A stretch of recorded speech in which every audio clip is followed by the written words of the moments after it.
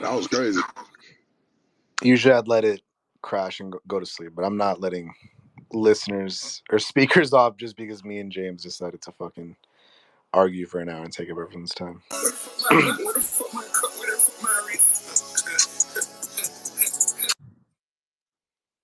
If you want to tweet the space, you got to get the speakers back. Send it to everybody.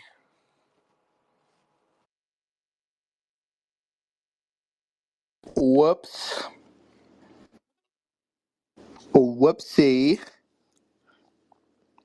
That's crazy, bro.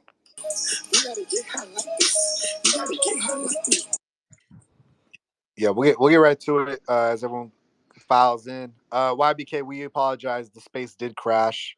It does that if we go on for hours, just bickering. YBK, go ahead. You have the floor, dog. What'd you make of tonight's game? And I was as we're about to saying, say, like, what the hell just fucking happened? yeah, this Fucking, app's slow, behind the times. but yeah, for the standings, I feel like we could be like a top four, top five seed. I'm looking through the games. We should beat the obviously the Nets, the Blazers, the Clippers game. I'm like 50-50. The Bulls game, the Warriors game. One of their bands just died, so R.I.P. to bro. But that's an easy dub. The Rockets and the Hawks. That's a back-to-back game, so either I feel like we could beat the Rockets, but the Hawks game probably might not. And the Celtics, yeah, we're not gonna talk about that. But yeah, shout out to D'Lo, LeBron, and AD. They really did their shit. That third quarter, that third quarter was when I knew that, like, yeah, we fucking got this game in the bag. And I'm looking at the team stats. We won the turnover battle. They had like 15, we had 10. As long as to be honest though, there was like a few turnovers that we had that we could have like that we didn't really need to have. Um, we shot 42% from three compared to their 27, so that was good. Um, but yeah, I'm trying to see if we go on this win streak, honestly.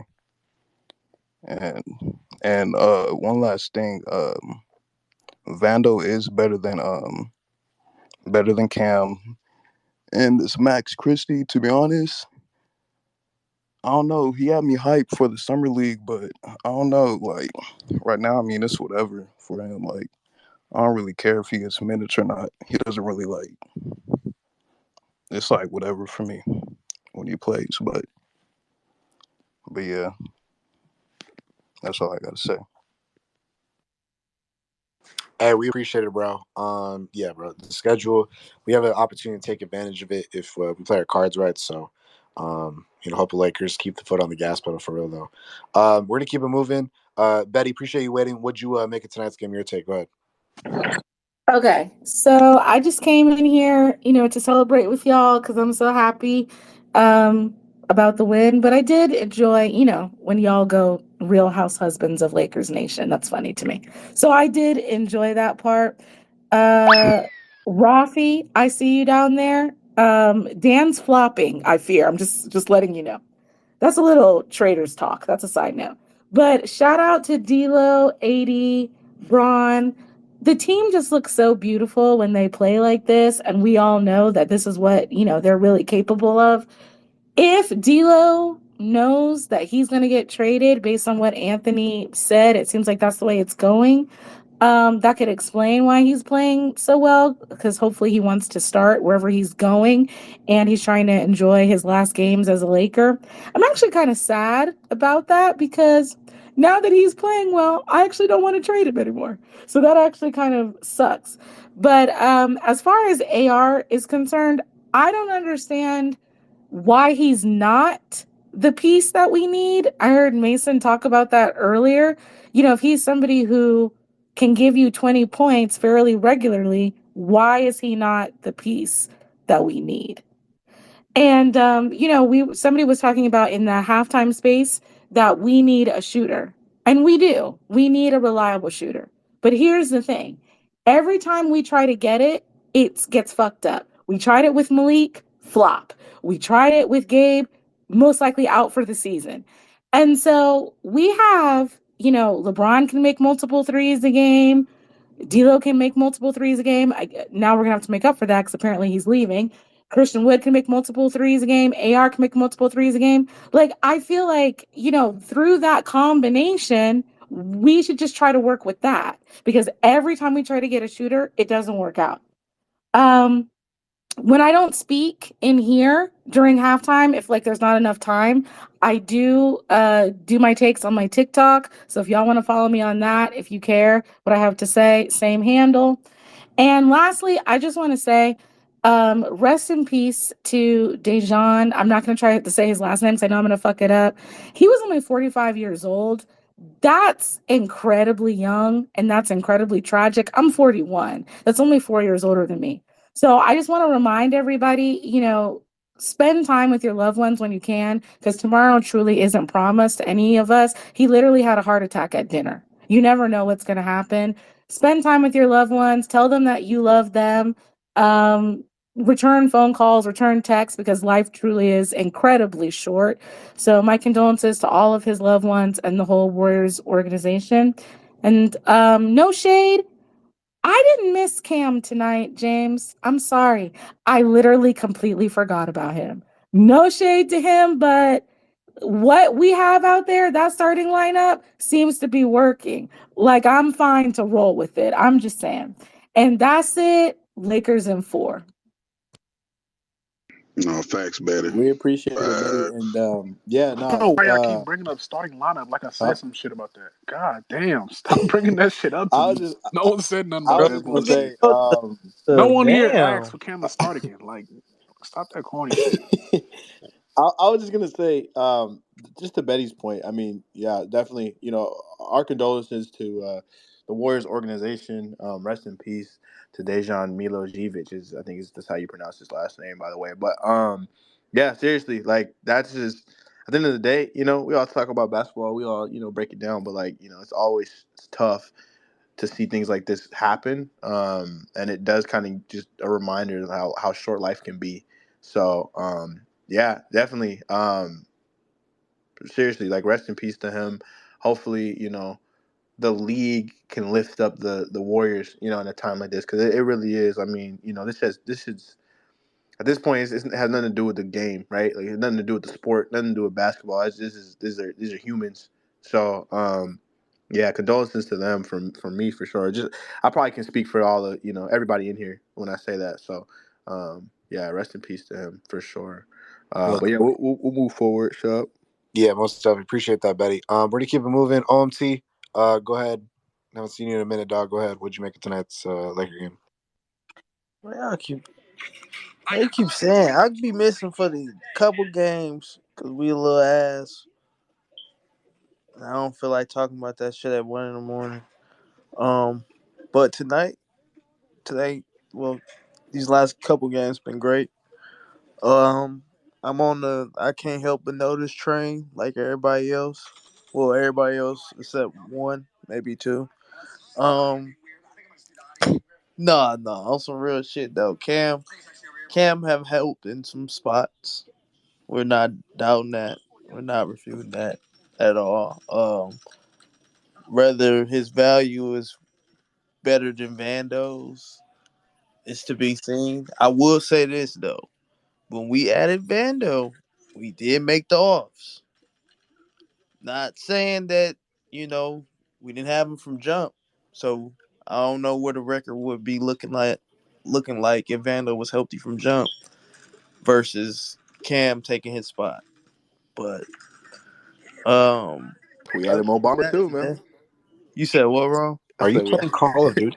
I said Who's we added. debating the value I here? said, I said we added Niggas Mo ain't here to Bamba too, convo. man. I'm actually watching somebody frying right now. You need to get on, Rome. That shit fun, dog. You playing No Call I of one gotta, Duty? I gotta debating buy it. value Shit. here. Hey, You LT, playing I Call really of gotta Duty? buy it because Join the I haven't even space. bought the newest one. Yeah, I ain't I'm even up probably on buy it. Call of Duty no more. I Yeah, tapped I'll out. probably Nigga buy does it. a I'll probably zero buy it. offense. We got This more I time. MW3? switched. Hey, I switched to roller He sure rim, and I know I does. play claw He now. sure Nah, does. no, he doesn't. Yes, Oh he yeah, you're playing does. Claw. I forgot about Yeah, that.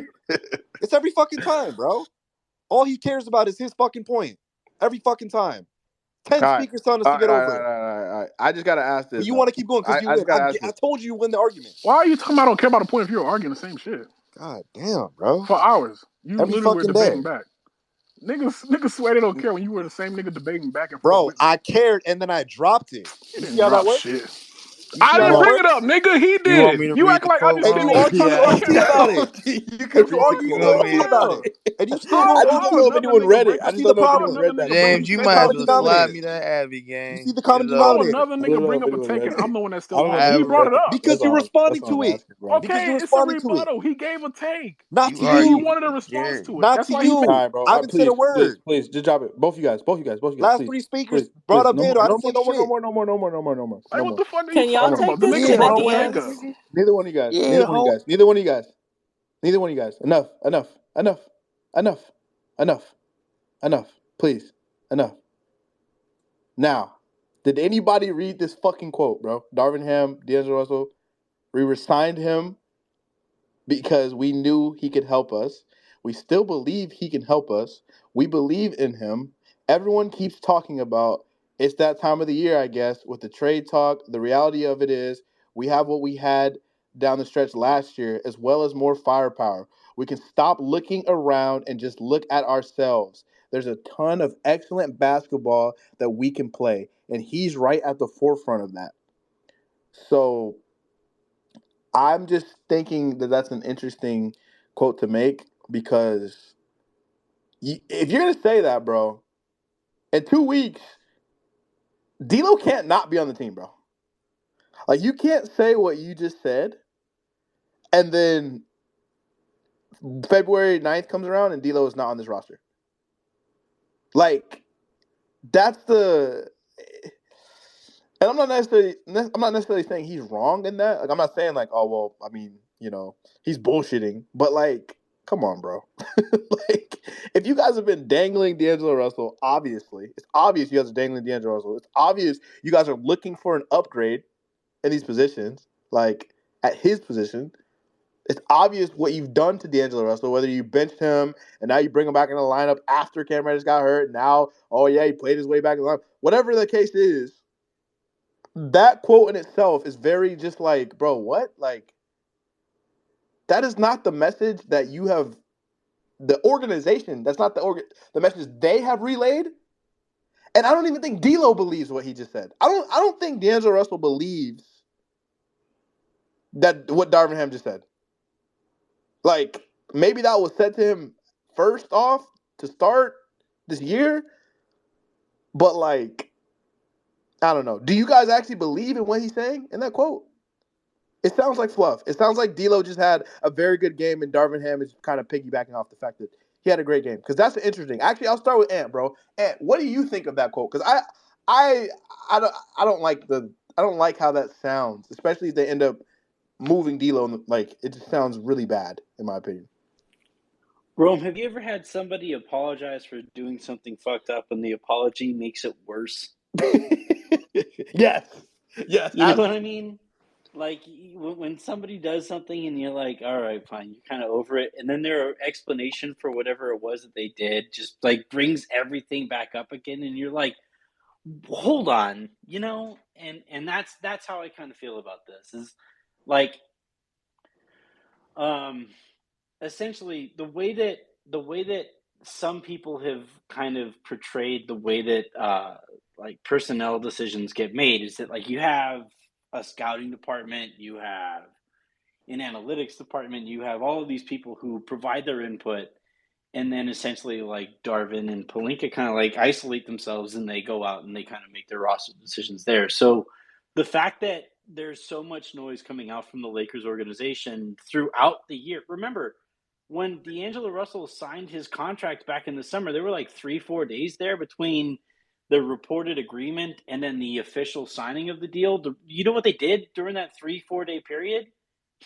They canvassed the league and they tried to find a deal for D'Angelo Russell. So like the idea that now Darvin is telling us that we're stupid for like listening to the leaks about them like dangling D'Angelo Russell for the last 6 months or whatever it's been, like don't piss on my head and tell me it's rain, man. I understand what he's doing, and I understand that he's trying to get D'Lo to buy back into it. But the way that you get D'Lo to buy back into it is through action. It's through trust. It's through these things. It's not through these empty words telling him that we believed in you this whole time. Man, what? You stopped playing. You stopped You playing benched him. D'Lo. Yeah, not only did they bench him, they stopped playing him with his best friend on the roster in Austin. Like he and Austin were considered unplayable together. And so to now turn around and tell us, the members of the media, that no, we're fake news. Like, come on, man. We've been here watching. I've been here watching. I know through your actions that this is a very disingenuous explanation for how things have gone. Yeah, and I think the main thing is just what it reminds me of, Ed? Do you remember last year when we were really bad and we were really far from the deadline? And I think he had a quote. He started talking about the repeater tax and how there's just the cavalry's not coming. We gotta figure this out. We can't just make it's And then what happened at the deadline? They made a trade. They overhauled the roster. It's when you say these things, bro, people don't forget them. They stick. It's just and again, it'd be one thing if I'm man, maybe he's on to something, bro. I don't think D'Angelo Russell believes this quote. I feel Darvin doesn't believe this quote. That's what I'm saying. It's bro, what? What? Dave McMenamin before the fucking game is literally talking about trade targets and upgrading. It's bro, this be the problem. I just feel this coach, bro, he just puts his fucking foot in his own mouth sometimes. It's dude.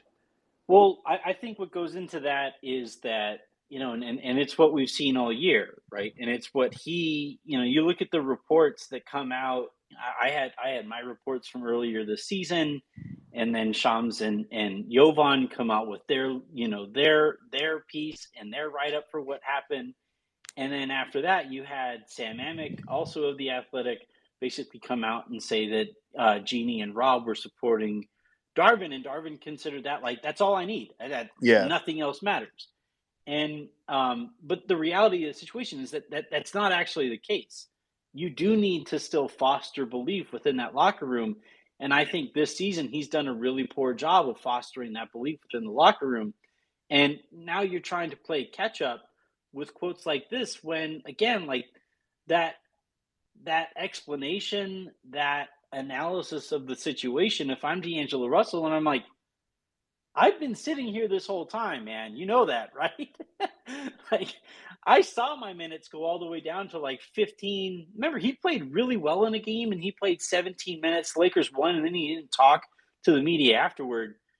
That wasn't a media created thing. That wasn't a rumors created thing. That was a set of decisions that Darvin Ham made that pissed off D'Angelo Russell, and Russell was I don't need to answer for that. And now this, if I were D'Lo, I'd be pretty annoyed at this too. Right. I think that's all it is. I believed in you the whole time. I think that's what you said. That to me, that's what it sounds like. It's yeah, I always believed in you, D'Lo. We always knew you could do it. It's so why the fuck did you put me through all of this shit this last month and make me essentially have to prove myself while I'm also being dangled in trade talks all season, bro? When you talked about why it took a couple of days to confirm because they were looking for a sign and trade, bro. How about after they confirmed? What was the first thing we heard about that contract? He waived his no trade clause. There's no now that he can be traded and he kind of waived the option to essentially have what Vando has. What the extension? It's bro, I don't know. It's just the messages, bro. The mixed messaging to me it's so I don't know, man. It's really toxic. Disingenuous. It's clearly bullshit. You know? And D'Lo sums it up perfectly. D'Lo says it is what it is this time of year, so I think that sums it up perfectly. And I think that pertains to not just the trade rumors and the noise surrounding it, because it would be old, man. D'Angelo Russell has been traded and he's played a part in it. but he's been traded by every single organization that has employed him to this point. And in this case, he'll have been traded twice by the same organization. And he's been in the center of these trade rumors twice as a member of the Lakers. And like, from his perspective, yeah, I understand where he gets a little frustrated by all of it. And D'Lo, the thing that I'll say about D'Lo, he's a really kind of unique personality in the NBA world. He's really, really self-aware, and I think he's really, really emotionally aware. He's a very smart person, and he can sense. Like I had John Krasinski, who covers the Wolves for The Athletic on the pod a few weeks back when the Lakers were getting ready to play Minnesota. And he had covered D'Lo back when he was in Minnesota and really enjoyed covering him because D'Lo is like an interesting person if he lets you in.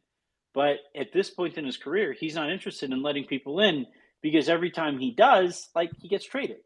And again, he's part of it. Like, I think there are some shortcomings to his game that like kind of provide a ceiling to the teams that he's on.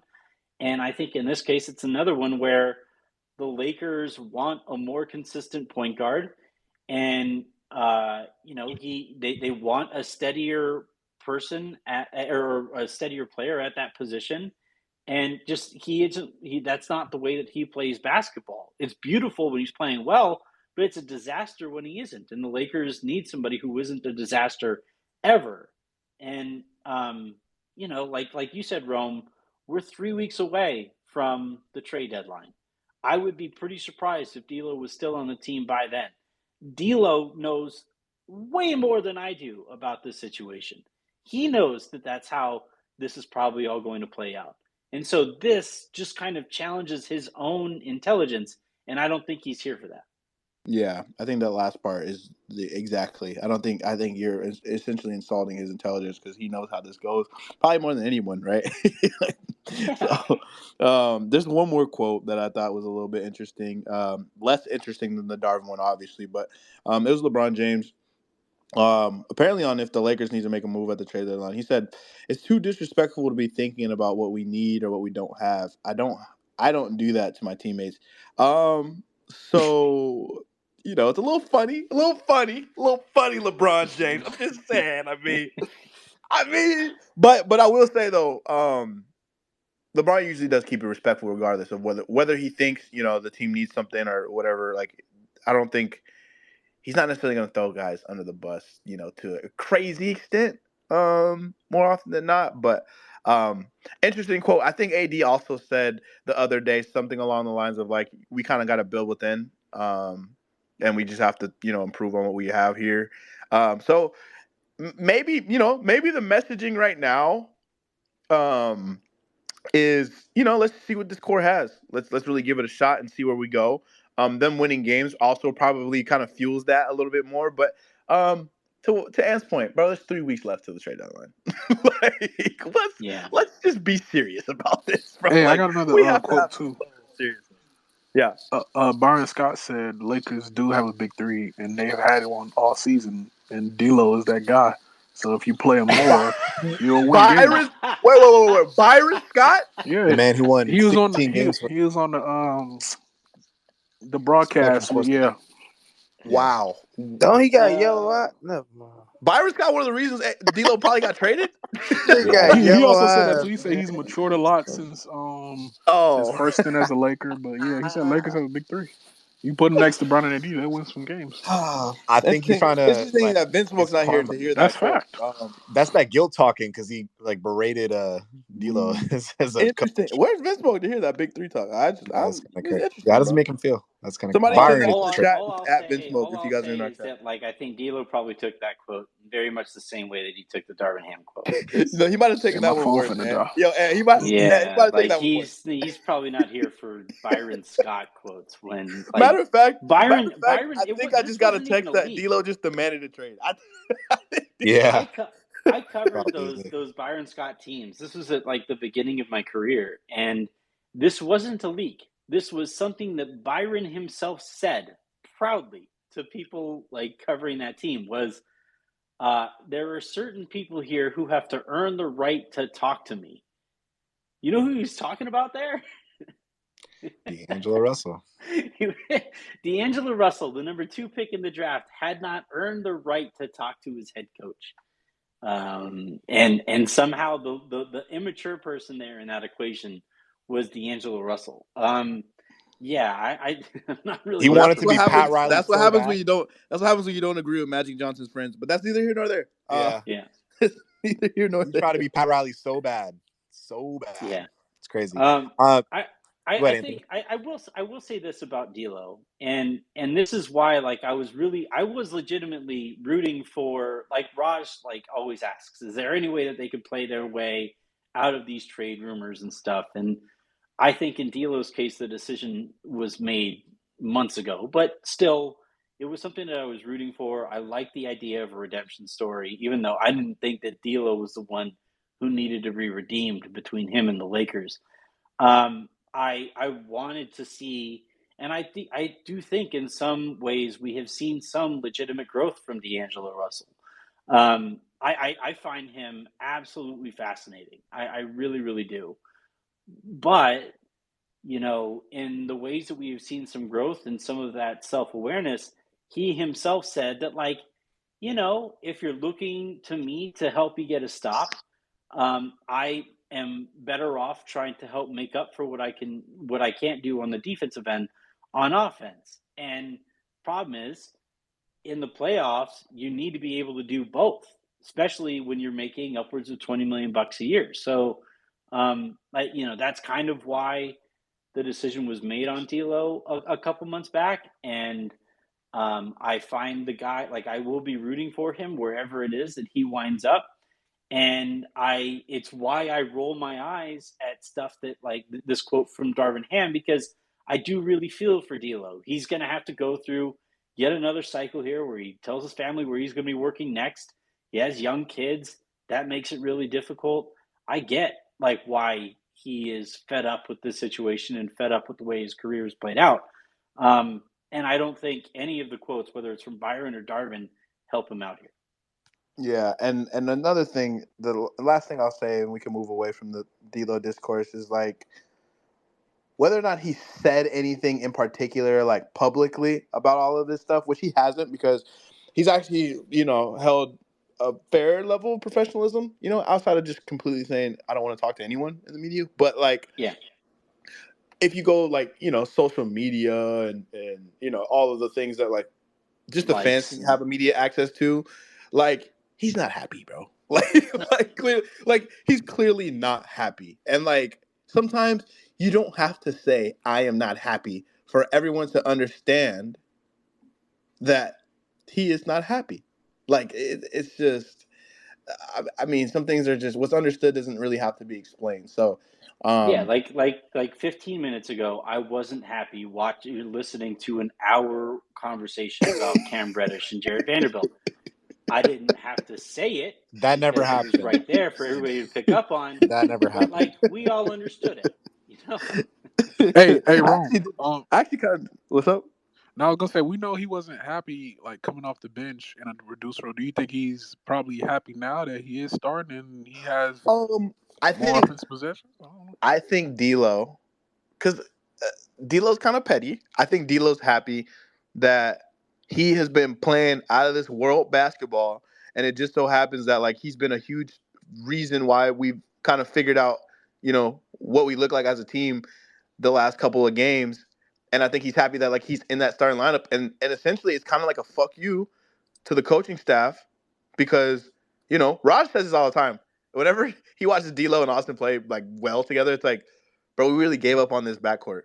We really gave up on this backcourt after a month of basketball. Not even really a month of basketball. And that's something that we really did overthink some of this stuff, bro. A lot of it, I know we talked about it in playback, where it's just D'Lo's issue is always about his valleys. It's always, always, always, always been about his valleys. And that's kind of the difference between him being an upper echelon, very elite player, and what he is right here, what we know he is. Because as well as he's playing right now, we all know, like, at some point, that Valley's going to, rear its ugly head around, right? And so I think D'Lo feels vindicated right now. I definitely think he feels vindicated in his performance and how he's playing and the fact that he is back in the starting lineup and he is playing next to Austin Reeves, who he has literally in the media been lobbying to play next to for the last who knows how long, because Austin's been doing the same thing. Rui's been doing the same thing. Vandel's been all the players have been lobbying to like play with the actual lineups that like have made sense and got them to where they got to last year. So I think honestly, all of these guys feel vindicated. And now that I'm thinking about it, Vando also came out the other day and said, I don't know if we need to trade. I think we just need to play the lineups that make sense and that got us to where we were last year. So I think a lot of these guys are a little frustrated with just the fact that, like, not only has the season not gone their way, but I think they know in their minds a big reason why is because they weren't given the opportunity that they were supposed to have going into the season, what everyone expected of them. And now that it's not working, now here comes the trade rumors. Here comes all the deadline stuff. Here comes all of this noise that some of it is not even necessarily their fault. Rome. This is like pretty straightforward for me, and I'm not going to get into my sourcing. I'm not going to get into Shams or Jovan sourcing. But like Shams specifically said, per 6 sources close to the situation, right? There was the specific number of people who he spoke to that were upset at the way things were going there, right? And I'm not saying it was directly these, players or whatever, but how many players were active and involved with last year's postseason run are on this roster right now? 6. Yeah. 6 of them. It's LeBron, it's AD, it's Vanderbilt, it's Rui, it's D'Lo, it's Austin. Yeah. Max was also there, but he wasn't really a big part of the thing. And like, I love the idea of Max being like, "Hey, fuck you, coach," but like, no, I don't think that's how it actually went. You're probably a little irritated though.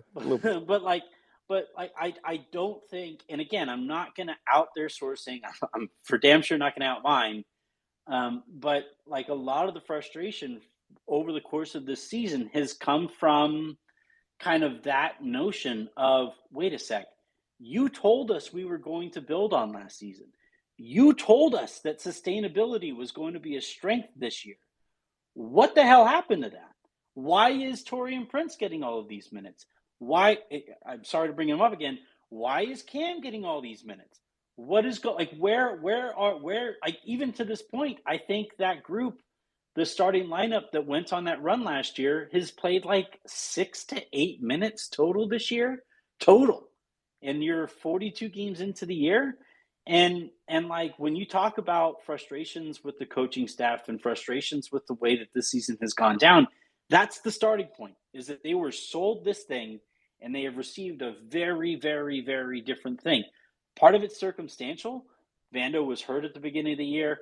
Austin played really poorly at the beginning of the year. Cam played really well at the beginning of the year.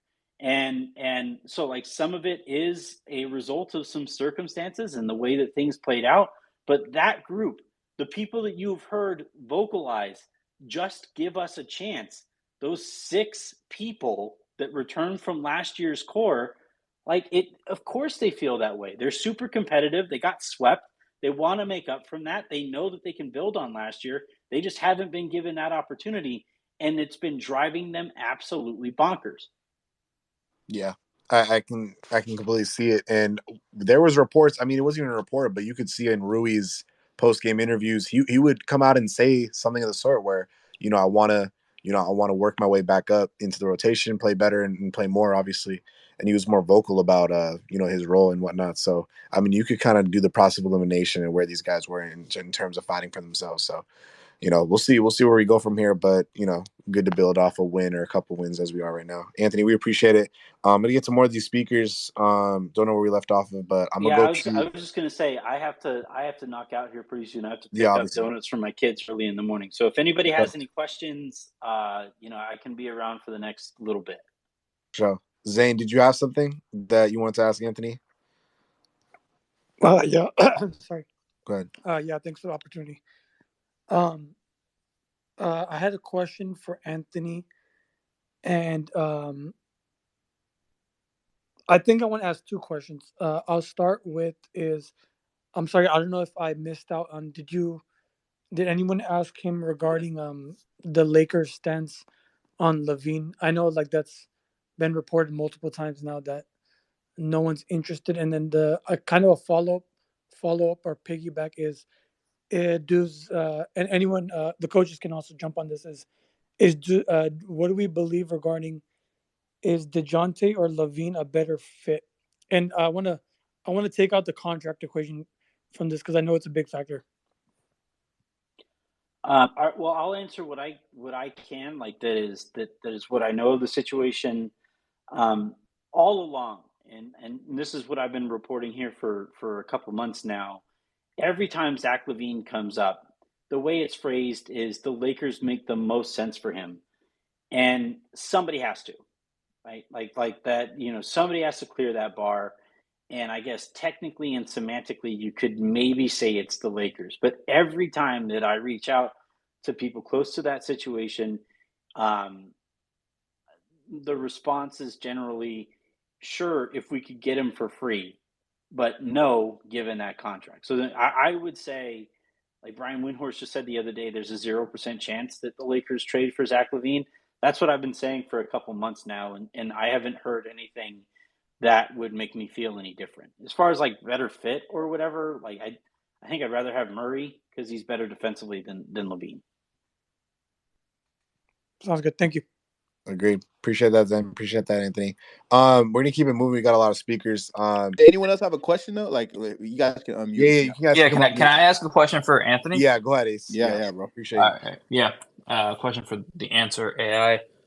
You said that you were told that Darvin really changes his mind about the lineups a lot, and then you said verbatim he's a special kind of coach. It's just my question is that like it's been a carousel for the Lakers coaches since Phil, right? It's been like the Rudy Tomjanoviches and like even Frank Hamblin and then Mike D'Antoni who ruined Kobe's career, you mustache bastard. And then, like the Byron Scotts and Luke's and all these people like I remember there's this picture of like Mike Budenholzer after the parade, after the like during the parade when the Bucks won, and a fan has a sign that says "Fire Mike Budenholzer," like during the parade, and people were like, "Yeah, if Durant wears like the appropriate size shoe, like this isn't happening," and then he did get fired regardless, like, and then the Lakers hired his assistant, which in hindsight feels crazy. Like, I don't get like you don't want to give Tyronn Lue the extra years because we're just trying to maximize LeBron's last stint here. Like, is Darvin Ham from what you've gleaned from what you know about the organization? Like, is he the guy or like what is this with him? Yeah, I was rooting for Darvin, and I know that people in the organization, especially at the top of it, really respected the way that he handled the Russell Westbrook situation last year. That's kind of why he has so much, goodwill to work with this year. I would say that there's a lot of disappointment. Like it's one thing for me to say it, right? Like I'm frustrated with Darvin Ham for a variety of reasons. I just don't think he's done a particularly good job this year, and he's really put the Lakers in a difficult spot going into this trade deadline. But for me, what really kind of stands out is the way that people within the Lakers walls feel about him, and specifically the basketball ops people who talk or deal with him on a more daily basis. In that, I think he's become, from what I've been told, he's become a little too comfortable because of the way that he knows Rob Pelinka feels about him, and because of the way that he knows Jeannie Buss feels about him. And I think that has really impacted the type of coach that he can be, or the type of, really importantly, communicator that he can be. That was supposed to be his strength, and there have been several lapses in communication over the course of the year between him and, like I just said a second ago, those 6 guys that returned from last year's run. So I don't think he's that guy. I think there would have to be some major like come to Jesus moments before he becomes that guy. You're seeing some of those issues that Budenholzer teams had before, where the in-game adjustments are pretty far behind where they need to be, and the number of wide open three-pointers that the Lakers are giving up, that was like a staple of those Budenholzer Bucks teams. And look, it worked in Bud's case. He did win that championship, but Kevin Durant was wide open on that three-pointer that he shot and made. It just so happened that his shoe size was a half size too big. So, yeah, I have some very serious questions about him, and I think way more importantly, there are some like very serious questions being asked about him from the player side and from the basketball ops side. Do you? Sorry, I'm just one more. Do you think like the Lakers are just like waiting for LeBron to like retire and then do like a proper full like this is an organization that's just like passed on from like amazing like NBA like logo worthy player to NBA logo worthy player from like like Magic and like Shaq and Kobe and now LeBron. Like, are we waiting to like just for everyone to be done and then we officially start being a franchise like that like hires a guy and like hopefully we get like a Spoelstra type of player and then we have younger players? Or do you think it's always just going to be like just we're just going to get the biggest free agent we can and just try to like make the best of what's available to us? I think I'm really curious what like the next couple of years look like, because if the Lakers fall short of expectations this year, and it's and if that is in part due to anything that like Rob has done, i.e. hiring Ham, firing Vogel, if it's in part to if it can be traced back to Jeannie Buss and the decisions that she has made. Remember, she took over for Jerry and immediately hired Magic, and Magic was he brought in and I think LeBron was going to go to the Lakers regardless, but both he and Magic has said that it had a lot to do with Magic, so you do have to kind of credit him for it to a certain extent. But like Magic wound up quitting to tweet and kind of resigned in pretty embarrassing fashion. And instead of taking a hard look at how did we go out and hire somebody who was as dramatic as Magic was, instead of like rethinking some of that process, Jeannie was like, nope, I'm just going to promote the guy who's standing closest to me again and further narrow my circle. So I do think that there are some minority owners who are curious what type of process Jesse and Joey Buss bring to the table if they're given the opportunity to run things, and see if they do things in a less cronyistic and nepotistic way than Jeannie has done, and it's something that I'm really curious about too. And do you mind if I kind of piggyback a little bit on that, Anthony? I have a question for you as well. First of all, I just kind of discovered your material this year, and I really love what you got, what you're doing. So keep it up. Lakers Lounge, baby, tap in, man. Go. Thank you. Yo, I everybody appreciate in that. chat. Yeah, Time out. Everybody in yeah, chat. yeah. Lakers Lounge, bro. Anthony does the Lakers Lounge. He be tapped in with us and all access Lakers, man. But real shit, go pull up to Lakers Lounge. Go listen to Lakers Lounge, bro. Where are you at on Lakers Lounge? And like, let us know. How do we get a hold of this gold mine of content that you're putting out so consistently? Damn, you're just gonna hijack my It's question. more of like a bronze mine, I would say, like a silver mine. I don't know. Nah, Gold we mine get is it. kind of tough. No, it's youtube.com/Lakers Lounge is where you can find that /at Lakers Lounge, and then I have my link tree there on my Twitter account that you can follow as well. I write some stuff for Substack, and yeah, and you know what? Honestly, I love what we do with All Access Lakers. I have such a blast with what we do there. Like just watching it's so the fun, game bro. with people on a nightly basis, and It's so fun, bro. and getting to and this is fun too. So I'll be Yeah. doing more of this stuff, and I'll be doing I'll keep doing the stuff that I'm doing with the lounge. Harrison is somebody that I go way back with. He and I record every other week. Jovan is somebody that I've been talking to about bringing on a more regular basis. And obviously Raj is there post game, usually after wins, to break stuff down. The So, GOAT. youtube.com/@Lakers Lounge. Yes, Yeah. sir. So Go back to Cammy though. Cammy, I'm sorry to cut you off, no, bro. it's fine. It's fine. Yeah. I just had a You were plug. giving We had a Anthony plug. We had a plug. It's all good. No, you were giving him some love. I appreciate it, Anthony. So, my question with this is, I've kind of always looked at, I was, one of the anomalies. Everyone kept talking about Darvin Ham all year, and I was really looking more at Rob and Jeannie overall, their tenure, and kind of how they've run things over the last, number of years, and. First of all, reading that Darvin Ham quote today just not only insults D'Angelo Russell's intelligence, but that's the second time now in 2 weeks where he makes us fans just want to hate him more. It's kind of remarkable. Never seen a Lakers coach make the whole fan base just rage. So, really annoyed by that.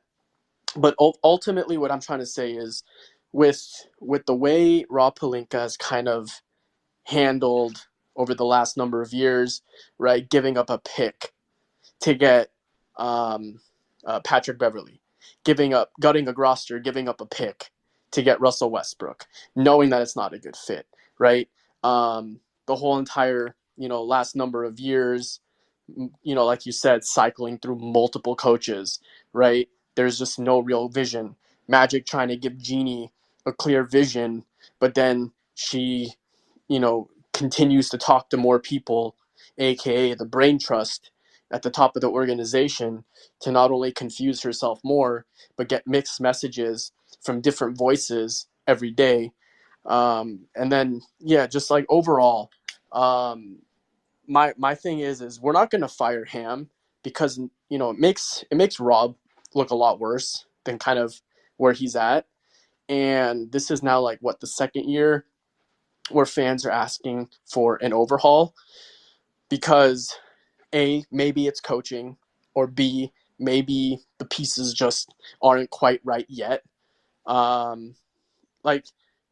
do you see Rob Pelinka in a couple years?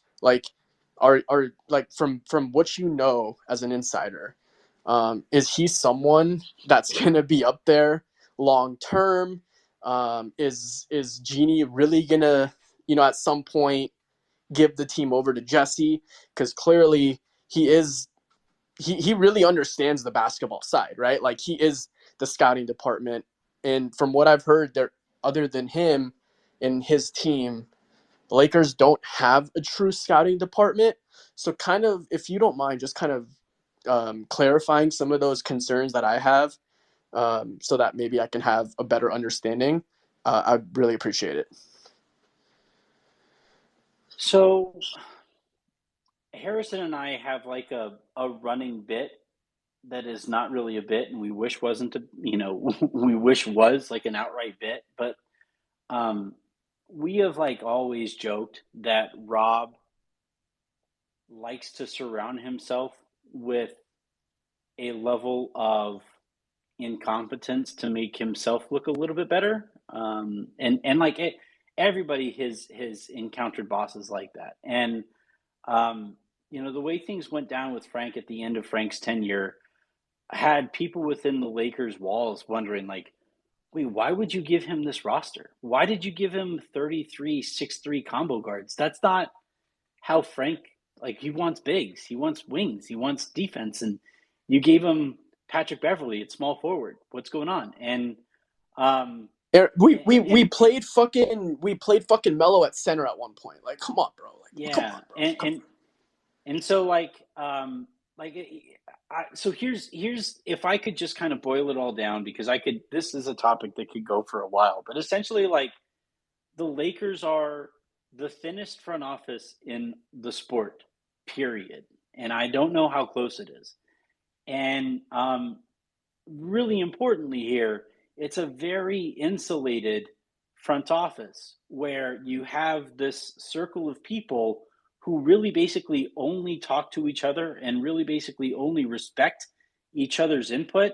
And it becomes this kind of echo chamber. And if they just spend all their time telling each other how great they think they are at the jobs that they're doing, as other teams operate in a very different way, then it leaves you not just at a disadvantage in terms of that communication, but really importantly, unaware of the disadvantages that you have.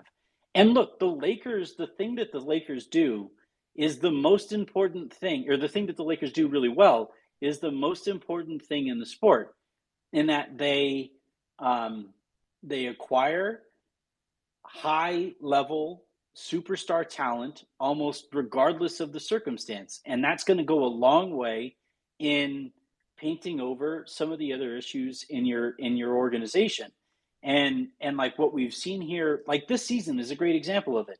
LeBron and AD, LeBron is doing things at 39 years old that have literally never been done in the sport, period. Anthony Davis, we just said this earlier tonight, if the Lakers had like 6 or 7 more wins, would be a legitimate MVP candidate. And so these two guys have painted over a lot of the issues across the organization that come about from how insulated that front office is and how small that circle is in the way that they operate. And, look, Dodgers fans are really frustrated, I would imagine, because of the lack of the postseason success.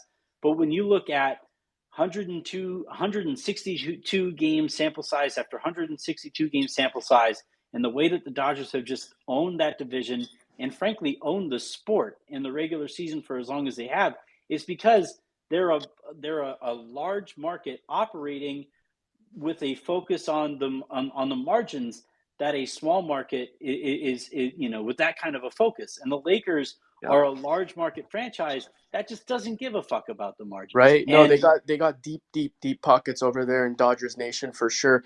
And so pretty much, no, you can continue. I don't want to interrupt you. Well, I all I was going to say is that, like, in Jesse and Joey, the hope is that because of the way that they came up, right?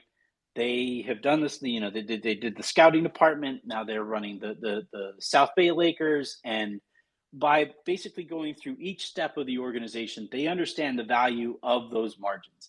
And the hope is that, the hope is that Jeannie figures this out. And if this doesn't work out with Rob and with Ham this time around, that she actually conducts a hiring process, casts a wide net, and brings in the best candidates.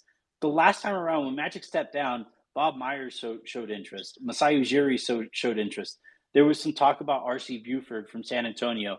And there were all these executives who were like, that's a hell of a job. Whoa. You have LeBron there. You have young pieces. You have Anthony Davis there. You have all of these advantages.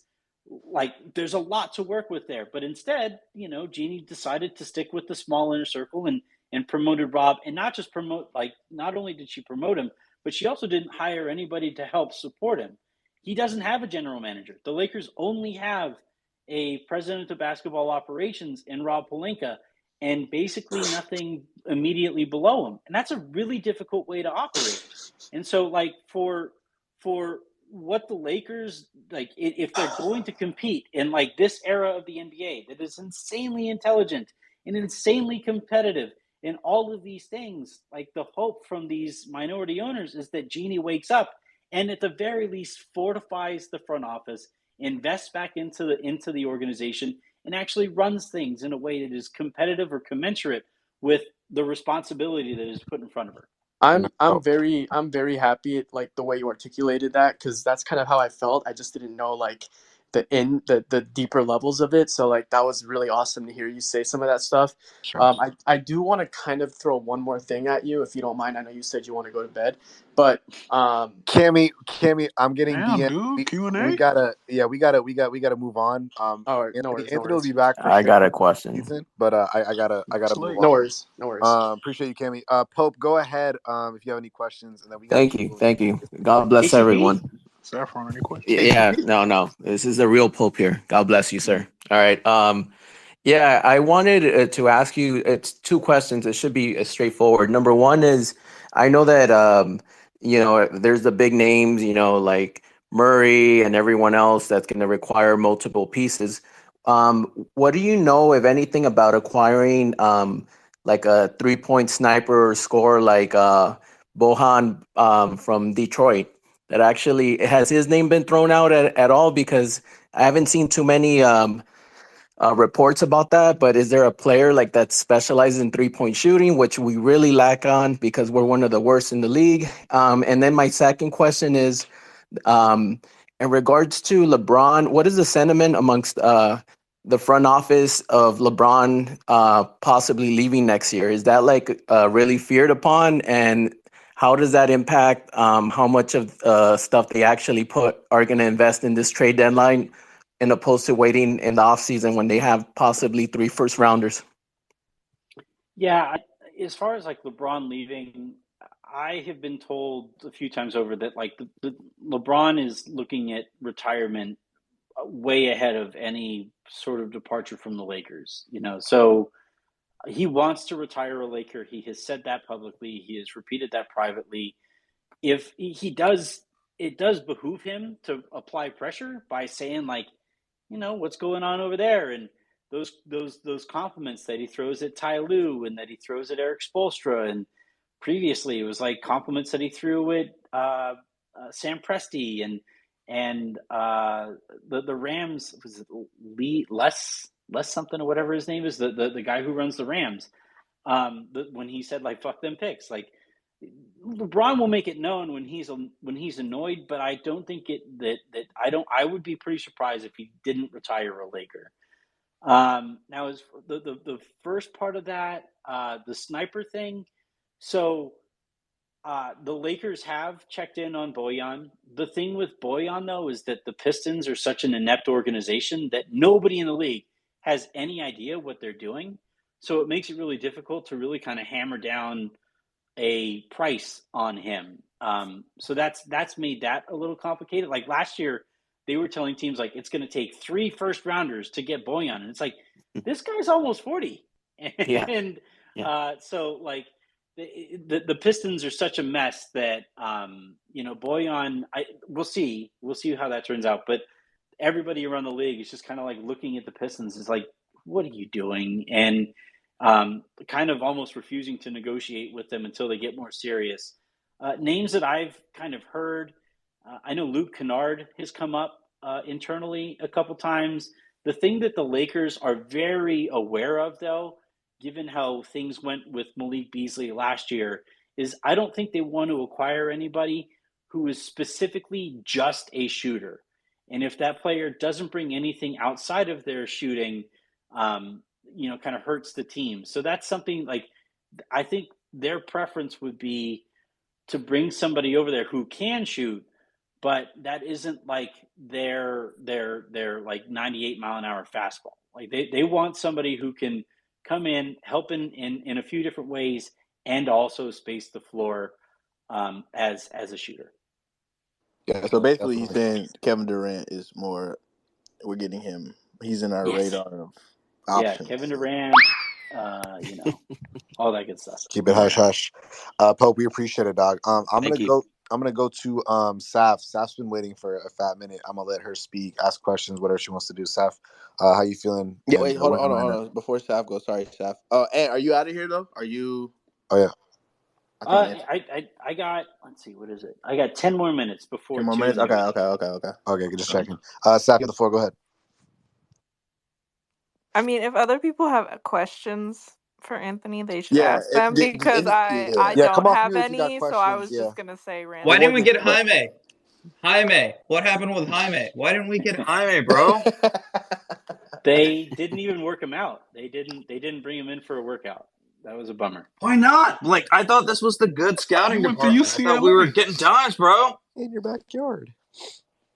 Yeah. Seriously though, like they didn't. Don't see him play. We just whiffed. I'm not able to say why anything. The way that then why Hood-Schifino? All right, so I want answers, Anthony. Come on, bro. You got to. The Lakers, sorry, I'm chilling. really believe in pedigree, right? Please, I'm sorry. Why did you pass your turn, sir? the Lakers like their they traded for Mo Bamba. He was a former number 5 pick. They signed Cam Reddish. He was a former number 7 pick, if I remember correctly. They they traded for D'Angelo Russell, and they previously drafted him 2nd overall. So, like the Lakers and Rob Pelinka really believes in draft pedigree and kind of works from there. And look, Jaime, I really loved him. I'm a Mexican who is from Southern California and is a UCLA fan. So I was really pushing hard for the Lakers to bring him in. But when you look at the things that the Lakers kind of value, he doesn't really fit their draft type. And it was a bummer that they didn't even bring him in to work him out. For sure. Missed opportunity, at least some would think. Saf, we'll go back to you. Give you back the floor for your take. Appreciate it.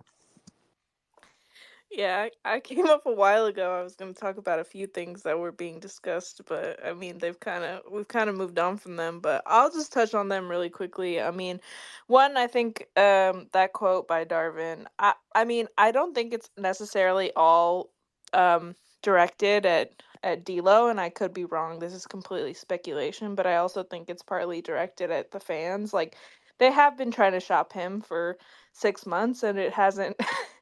I mean, nothing has really happened. And so I think maybe a little bit of a tempering of expectations from fans who are demanding trades, and who are asking for them of like, hey, if God forbid a trade doesn't happen, going back and saying, hey, we told you that we were going to actually keep these guys together and give them another chance. So, I think it obviously doesn't look good, and it's probably not the smartest thing for him to do, but my sense is that, and full again, 100% speculation here, like it's partly also to temper the expectations of fans who are expecting a trade deadline like the one we had last year.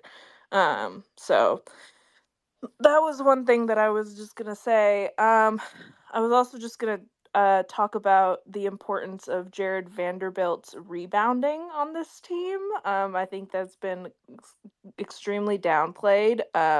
We are dead last in the league in second chance points, and that is because nobody rebounds on offense outside of AD occasionally.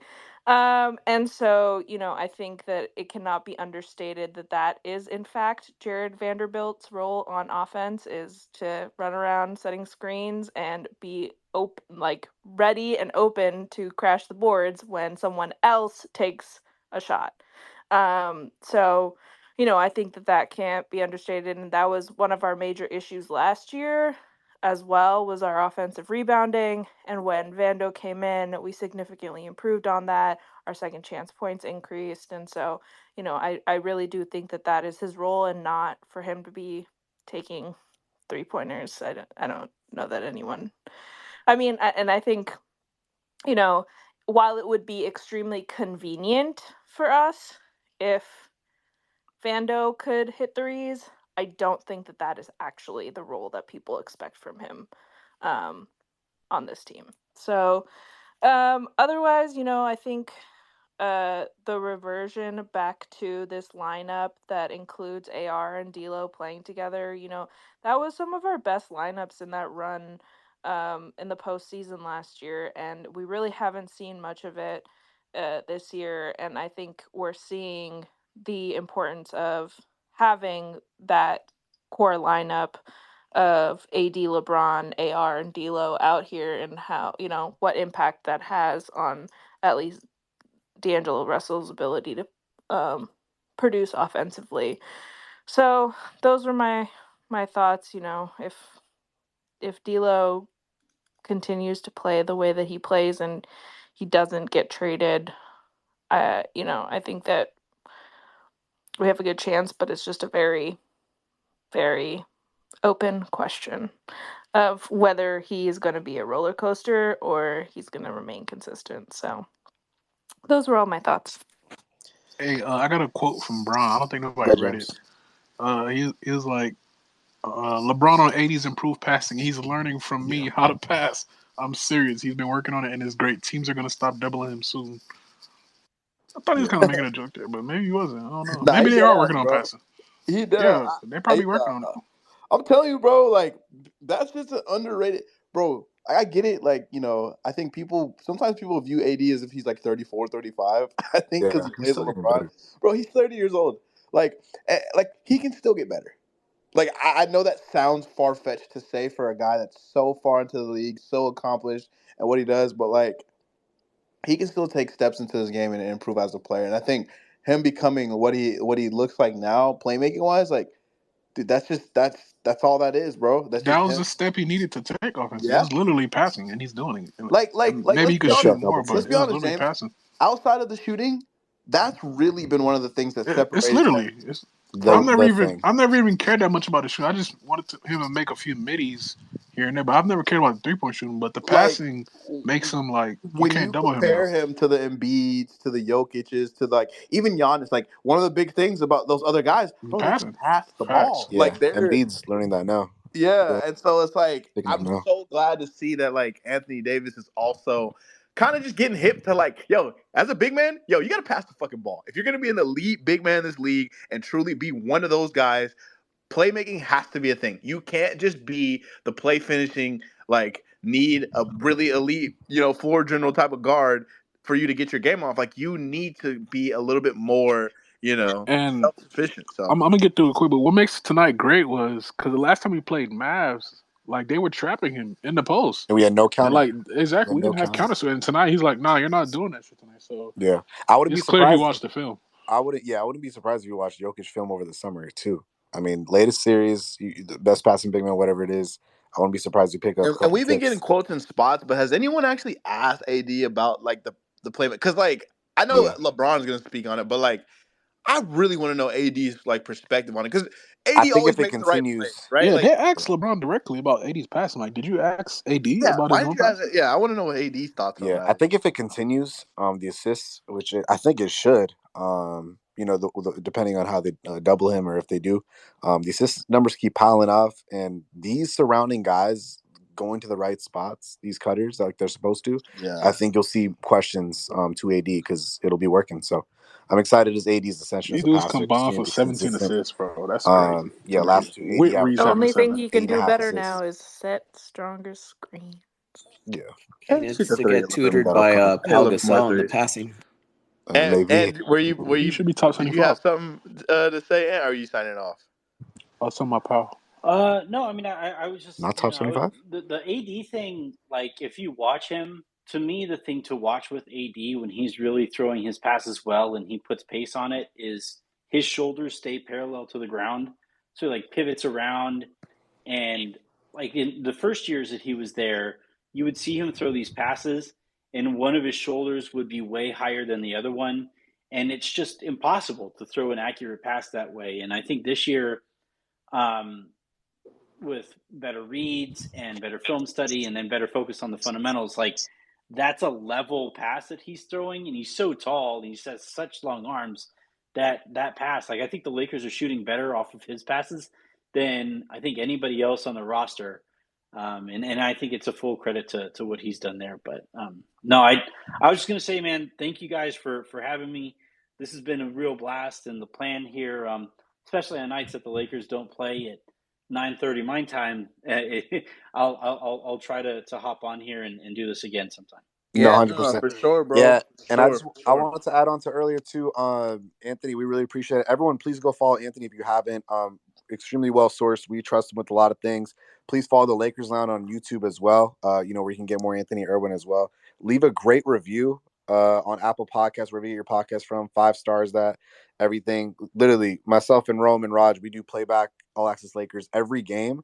And when Rome, Raj, myself are screaming about these shitty ass fucking lineups, we can count on Anthony to calm the nerves of everyone and just crack the funniest joke where we're just laughing for the next I'll 10, just say 15 this, bro. If you seconds. guys want to like He's really genuinely laugh, awesome. if you guys want to actually laugh, I don't think I don't think we've had a playback where like the four of us aren't all collectively like cracking the hell up. Like Yeah, seriously, bro, we have fun on there, bro. a Like lot of we have fun. a ton Anthony of breaks fun the on ice really well, and he's really entertaining, and we enjoy having him, and he's great to have, and our chemistry is all great. So we appreciate Anthony in here, and hopefully he's in here more. But there. Anthony, Yeah, really nah, appreciate it, seriously, everything tonight.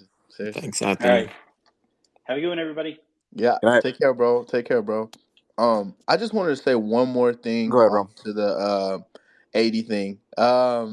The playmaking. A lot of the talk about the Lakers and LeBron James is that he carries so much of the burden offensively and not really just scoring the ball, because James says it all the time. LeBron is our best offensive player. Like that's without a doubt, without a shadow of a doubt, that he is our best offensive player.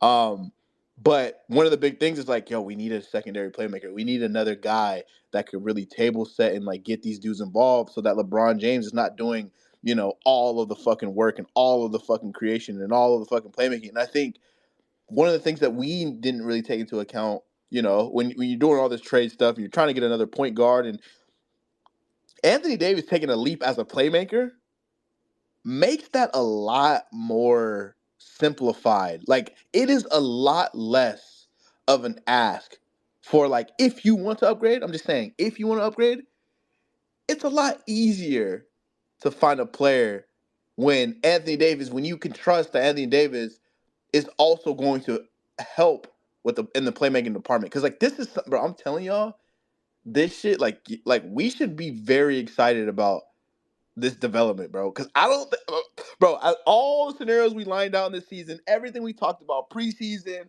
fucking even through like summer league, like preseason, everything, bro. We did not talk about Anthony Davis potentially taking a fucking like another step as a playmaker. Like all the discourse was about the jump shot. Is he gonna shoot threes? Can he play power forward? Like, bro, the playmaking allows him to be even more versatile than like we already give him a ton of credit for. Like that, like I'm telling y'all, that shit helps in the trade market. That shit helps down the stretch of games. That shit helps in the half court. That shit helps in the fucking playoffs. That shit helps to preserve LeBron James. That shit puts less pressure on Austin Reeves to play make. That shit makes less pressure on D. Like, bro, I'm telling y'all, bro, like this shit. Be excited if this is really who AD becomes, bro. And I'm not saying he got to be Jokic, bro. Just give me 4 or 5 assists a night, bro. Hey, we are in a different. That puts the team in a different tier. Like that just almost feels like a trade in itself, bro. Again, Like, it just comes down to counters and how our team can be more unstoppable, right? With LeBron being the best offensive player we can, you give it to our dump down guy. Now doubles coming. We have a systematic approach on how to do that, to where if we're on the road in a tough road environment, a double's not gonna scare us, or fans going crazy because trapping AD. Like, we can have a calm approach and a calm counter to what to do in that situation when AD is passing out of the double teams like that. So it's a huge weapon that's underlooked, like Rome is describing. It's just, again, AD, like he's been doing, probably watching the film, knowing where guys are going to be, that constant trusting guy where guys are going to be. And honestly, Rome, like, I don't know if it's a coincidence, but again, we talk about the rotation guys he's been playing with since last year. It's no coincidence that 7 of those 9 players that played tonight were from last year, and he's just so happened to have 9 assists as well. So that continuity, like we referred to earlier, can play a little bit of a correlation to that and why he's finding so many assists. Because I think guys like Reeves, D'Lo, maybe Max as well, Vando, understand when, how, where, what zone, where in the zone to break when that second defender comes over to help AD. So I think all that plays a part and should not be overlooked. So we're excited for AD and to see his game continue to develop. Like he said, he's only 30, bro. It's exciting stuff. We're gonna keep it moving though. Lawargi, you've had your hand up for a minute. We appreciate the patience, dog. Your thoughts on tonight's game? Anything you want to touch on? The problem is people fall asleep. Okay, go ahead. Yeah, Go ahead, bro. what's up, guys? This is my first time on Coach's Den. Welcome, bro. Welcome. I've been Appreciate you. I've been tapped in with you guys since like probably last season. It's been a habit after every game, just on the ride home, whatever. I didn't actually tune into this game, the second half, but I was watching the first half, and it looked pretty good. I was in class and I checked the score. I was expecting it to be a pretty close game just because that's how it is always. But we were up by like 20, and I was just surprised. I really wanted AD to get that triple double, but oh well. I just when Cam Reddish comes back, who do you guys think he's gonna take minutes away from? Because we all know Darvin Scam is just gonna. It's his son, it's his boyfriend, so he's obviously gonna sub him in for what, Probably for Christie? Max. Probably Max. Yeah, I would say Yeah, that. That's an but immediate you guys answer. would rather have Max or Cam Reddish I say minutes? take away from Prince's minutes. I don't see why Prince can't average 22 minutes, and Cam has a slot right there. Christian Wood would obviously have to take a backseat to get to Cam's number of like 20 minutes, which I feel like he deserves. So I think incrementally take minutes from kind of all the bench guys. I think Vando's minutes should take a dip as well, to accommodate Cam. But just I think the summation of like at least 3-4 guys' minutes will add up to what Cam's minutes I think deserves, which is around that 21, 22 minute range. Yeah, you think he deserves around that minute range? Really? Yeah, I think that's fair. Would you think it's more or less? I mean, Wood's getting about what, like 17? I think Wood should get 22, 20, something like that. Yeah, I'd I have don't to know. map it all out and how it really distributes. Because again, Wood is our ninth guy, and I think but Max is like getting minutes like a ninth guy. He had 13 tonight, so it shit's very thin, especially when you go starter heavy, like we've done in the last 2 wins. All starters I think played 35, 36, except Prince, who was in foul trouble. So it is really matchup dependent. So it's hard to say. And again, God forbid, but we know how this works. Someone's going to have a lingering injury next, so you have to factor that in if Cam does come back and someone is out with an injury or something keeping them back. So it is really subjective and hard to pinpoint. But to answer your question, I think in an ideal world, I think Cam's return to the lineup should come at the cost of a combination of guys to make up the minutes, that Yeah. he And deserves. in So. the end, I think availability um is good for us, but it messes with Darvin Ham because he doesn't know. I don't think he knows who to play, what minutes, how much minutes. So I think in the end, that's gonna come back to bite us in the Yeah, ass. That's probably going to be our biggest issue coming playoffs. He's not going to make adjustments. I'm sure this has been said a lot, but yeah, for the most part, that's all I had to say. yeah. No, I appreciate you. Appreciate you waiting too. And yeah, like we said, we just hope that the guys, obviously the guys who've been here the longest, can kind of overpower these lineups and just play solid all around to the point Yeah, where no yeah, one's got to get mismanaged or mismatched because they're all playing well. So all we can do is hope. But Leroy, we appreciate the patience there. And I think that's gonna do it. Everyone got their questions and everyone got everything to say. Again, we appreciate it. I'm gonna let James get closing thoughts, and then we'll go to Rome, and then we'll close it. Um, Thought he fell asleep. nah, I put my headphones in. Yes, I still have the quarter headphones, AirPods, too advanced for me. But Agreed. I nah, agree. to the game, bro, it's just a great win. Like that third quarter was fucking amazing to watch. And we dead ass was scoring every time down for like a 4 or 5 minute stretch. Like I don't remember when the last game our offense was humming like that offensively. Besides like the Pelicans game, maybe, and that Yeah, was just like Braun like catching fire, and then that was really that. But like seeing the whole team cook, but we had 3 guys score 20 tonight, and Reeves had 14. So I just great offensive game, great game overall. But like the offense is just humming. Not that Dallas is like some elite defense, but just seeing us thrive offensively is just great.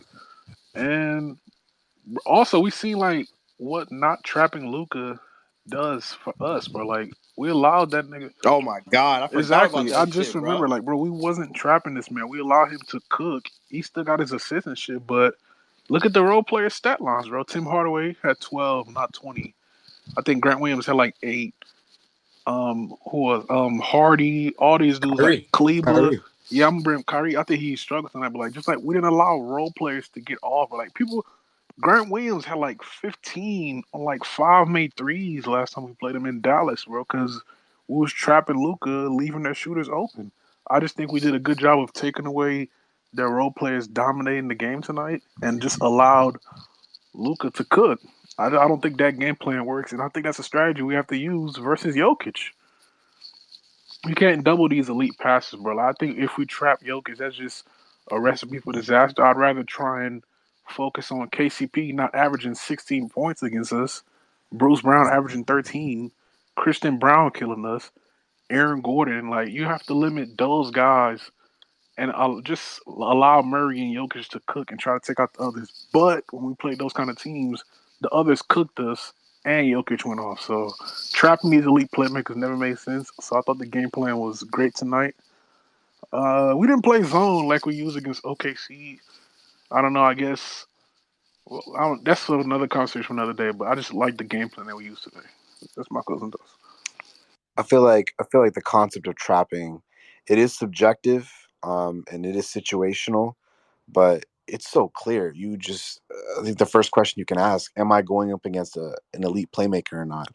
And during the course of the game, it's just a simple question. You allow the game to dictate whether or not trapping is the best option for you. Early on in his Laker career or whatever, I think trapping Anthony Davis was a good idea for a lot of teams because he didn't have that vision yet, right? Like we just went over. But just especially last season, trapping Nikola Jokic is one of the most devastating One pass things. away, like he's like, bro, I that's made think, no sense. yeah. I think the league understood that. It was the theme of last year, maybe, or the lesson we learned last year is trapping Nikola Jokic.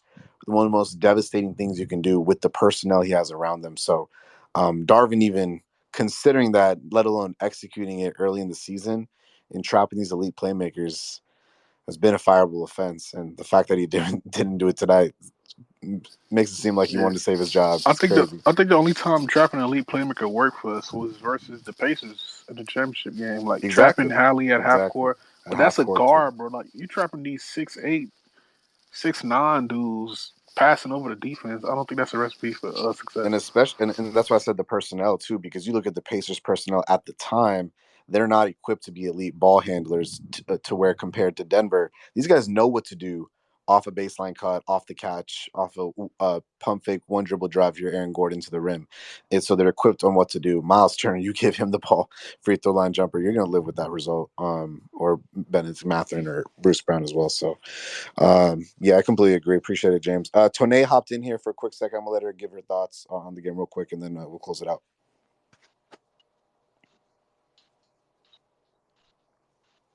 Go ahead, Tone.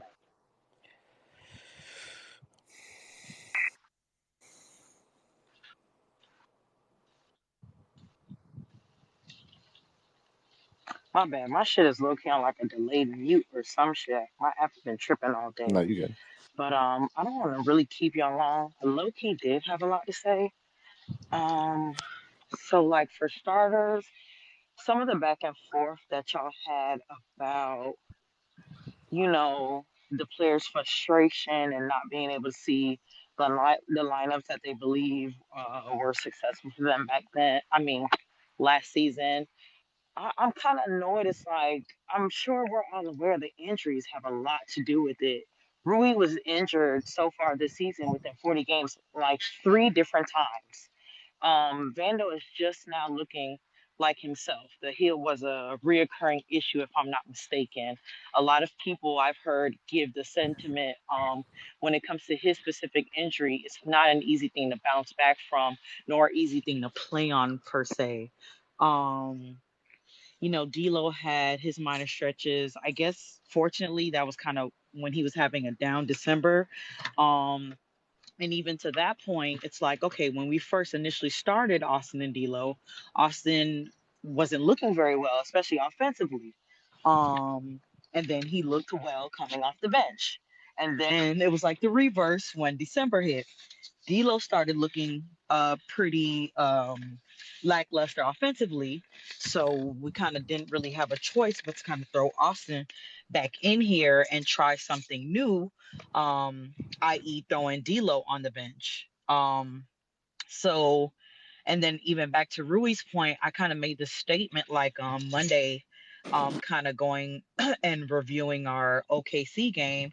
Rui, I don't know, I kind of feel like he doesn't really have the room to complain about inconsistencies. One, when his availability is in question. And then two, when he does come into the game, if he doesn't have a favorable matchup, I'm watching Buddy get completely lost on defense. We're already cooked defensively as a team. So don't give me inconsistency, i.e. D'Lo too, when it came to his comment prior to IST about, his abilities and what he excels at. In your mind and in your tunnel vision about, this is what I'm good at, so this is where I should be placed. Yeah, but there's two sides to every coin. And in this case, there's a lot of things that go into the ebbs and flows of basketball, especially it being a team sport. Not just what you do or what you're good at matters. How does it complement and impact the entire team and our success as a whole? So before, again, we complain about inconsistencies, again, you got to kind of look in the mirror. Like I said, is it availability? Is it what you bring to both sides of the ball? Or again, in most cases, maybe only one side.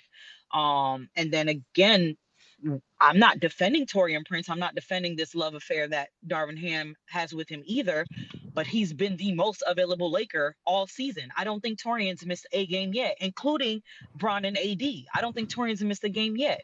So do I think he should get rewarded for just his availability? No, but it doesn't necessarily surprise me that he's on probably at the top of the totem pole when it comes to, I don't want to say minutes again, because it's not something that I'm glorifying. I'm not necessarily something that I think we should be proud of, but again, I mean, the guy's been here. You know what I'm saying? Imagine if he's been here and then only getting 13 minutes, again, compared to those who have barely been available throughout the entirety of the season. Again, injuries to me is a big reason why we weren't able to see a lot of I would say carry the momentum from last season into this season. That is a huge reason, a glaring reason, an obvious reason per se. The next thing I say, I would kind of move on to, I guess, just a generalization of the game. Just me being really happy to see them being able to not only score pretty well these last two games, but to come out with a sense of urgency, especially in regards to D'Lo. He's the main one I look at. Like AD and Braun are both quoted saying, I think I see you guys posted in the Jumbotron, when he's going, you can literally get your entire team going. Sometimes I'm in some of these watch parties playbacks and they're like, oh, Braun and AD, the leaders of the team, and they got to set the tone and blah, blah, blah. I think, especially in Braun's case, I think he's just at a stage where it matters what everyone else is doing. At 39 years old, you can expect me again. I mean, I'm pretty sure this sentiment is spoken upon all of us, or I speak for everyone when I say it's like, can't expect him to try to anchor the defense, for lack of a better term, try to communicate on defense, try to run an offense. Okay, now I gotta, pick it up here and score here, defend here, rotate here. I think that's a lot to ask of someone who kind of course, been in this situation more than a plethora of times throughout 21 years being in this league, knows what his body probably can and cannot do again to this point of his career, and has a bigger goal in mind. And I don't think he thought with this roster, again, based on what we saw last year, like, I need to do so much to get us through a certain point and then end up looking how we did last year. I understand he was injured too, but there's so many times where we've seen he's clearly just ran out of gas, period. You kind of get them both, the two heavy hitters at the top, to where they need to be. You know what I'm saying? I can't think of any other top contending teams. Look at the Celtics. I don't think JT and JB or KP are just carrying. Drew Holiday and D White have a lot to do with their success. Same thing with the Bucks, who on the defensive end haven't been that great. But I don't think it's Giannis and just Dame. They're a large bulk of it, but Bobby probably plays a big part of it. Malik Beasley shooting as well as he's been shooting plays a big part of it. The Pacers, OKC themselves. I never see just a Shea game. I see a Shea. Watching that OKC game last night, or 2 nights ago, I'm like, wow, I didn't even realize how good Jalen Williams is as a young dude. But a lot of squads are winning and have garnered success collectively. So I don't see why that is like such like a mystery or a misconception when it comes to just LA. I don't see how you guys expect, especially even with the phenomenal of a season AD's been having. I don't see why anyone just expects for it to be them two. I like again the sense of urgency that D'Lo has came out with these last two games for whatever reasons may be, including the Utah game, and he had like another game I want to say prior to that coming off the bench. And you keep that going. You know what I'm saying? I guess it's okay to me. It's not necessarily end of the world. I understand it cost us that he had like a bad December, but I mean, listen, I guess the risk is higher than the reward. So if he can reward us throughout the rest of his tenure here as a Laker, I don't give a fuck about December. But for whatever reason he chose to have a bad December, I hope it's long gone behind him and we see this D'Lo every day. Kind of same thing with Austin too. I like the playmaking that I've seen from him these last two games.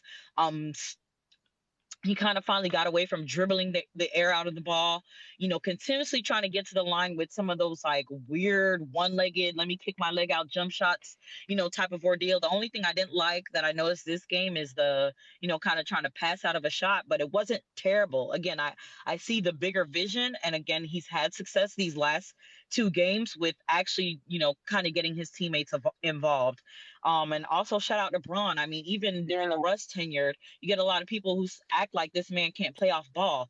For majority of the first half, I didn't see him set up a lot of the offense. It was between pretty much D'Lo, AR, and maybe AD to a small extent. So again, to me, that just shows what we can do collectively. And I got to throw Vando in there too. What he's able to do defensively and kind of take the pressure off of AD as a defensive anchor goes a lot into our success as well. And it's good to see him kind of have his composure back, his legs and his wind back underneath him. I saw like if you see like even a couple of times off of some of these turnovers, missed shots, he was able to lead the break. And I think that was impressive. There was a couple games when Vandal started kind of trying to get his groove back where it's like he couldn't even handle the ball coming up the court. And you're just like, what's happening? Again, I've heard all of you guys say it's like it looks like we're getting a glimpse of the old Vando. And hopefully again with some endurance, with the quote unquote continuity that we all keep preaching, we kind of just carry this momentum to make up for the 5 wins out of the last 16 games that we played. That number's changed, but I think prior to, I want to say that Clippers win we had like maybe a week or two ago, it was 5 out of 16 or something along those lines. So again, I heard you guys say it since the beginning of the space. Stacking up wins matters a whole lot right now during this stretch. Again, especially AD playing otherworldly. I want to gas this man up for whoever who can hear, whoever's willing to listen. I know everybody's tired, but we all fucking agree. I'm so pleased to see what he's able to do. I agree when I think it was Rome or Zay who said it, like, yeah, he's had some seasons in New Orleans, but this is probably one of the best versions of him I feel like I've ever seen, especially since he's been here, especially being able to navigate out of those double teams. He didn't let Dallas, especially Jay Kidd, out of all people, again, time and time again, find a way to take him out of the offense. Not only did he get his shots, get his looks, he's getting whatever he wants under the rim. And again, just being able to pass out of the double team. The last thing I think I'll say is I kind of had like two questions for you guys. So for one, I was gonna say I didn't get to look up the percentages before I got up here, but did we get lucky with these with OKC and Dallas not shooting well, especially from the perimeter, or did something in our defense look good? And then two, it was a question about AD and his playmaking. Are we moving a lot better off the ball, or is he just doing what the fuck he got to do? And I guess I'll end it there. Yeah, Tony, I appreciate it. I would definitely say in the first half tonight, it was a lot of fortunate misses from Dallas, and but in the second half, I wouldn't really say. I just feel like we controlled pace more so. We just stepped our foot on the gas pedal a lot more in the second half with the Lakers, and we just clear possessions faster. whether you want to call that like more missed shots. We were just very much connected defensively. I think closeouts were a lot more solid. And when the Lakers get in their transition game, and I'm talking like 3, 4, 5 straight semi-transition possessions, whether that's D'Lo leading the break, LeBron leading the break, even Vando in the corner leading the break, that can pile on pretty fast because that's our game. So I think that's how the game kind of presented itself.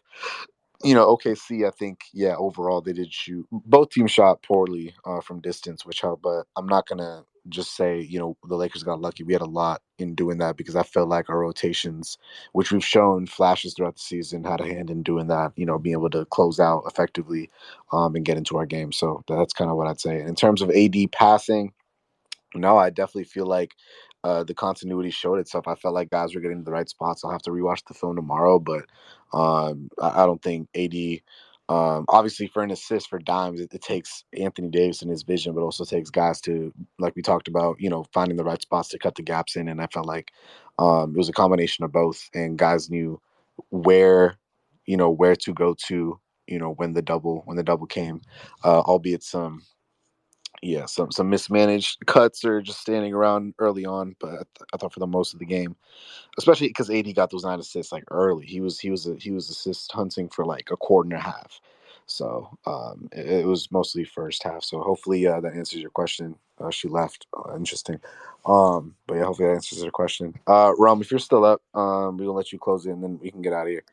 Yeah, I'm still up, bro. You had a question, you left the space. I don't really get that. Rom, it's not you, bro.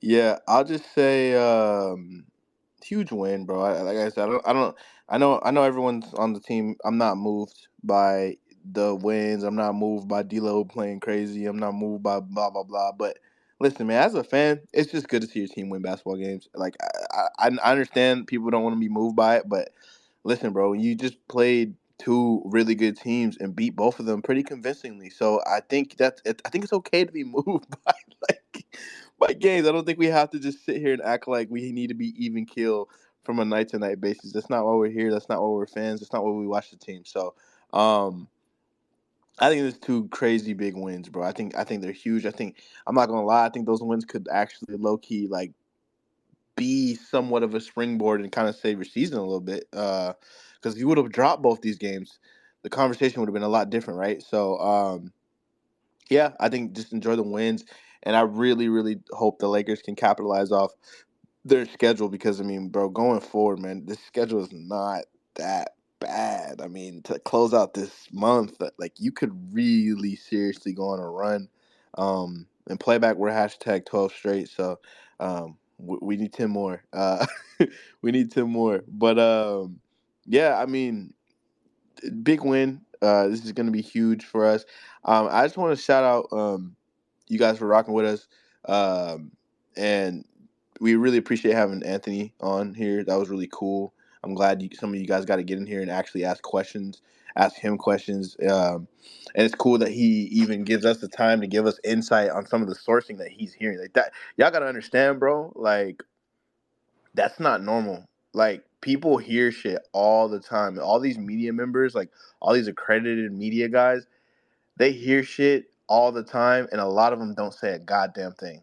So for Anthony Irwin to like use our platform and like give you guys a little bit of intel, like that shit's dope. I think that's just dope. Because at the end of the day, we're all fans and we all want to know what's going on, right? Like we all want to know the ins and outs of every deal, every inkling of whatever rumor we're hearing. So, just shout out to him for just being here and sharing that with us for real.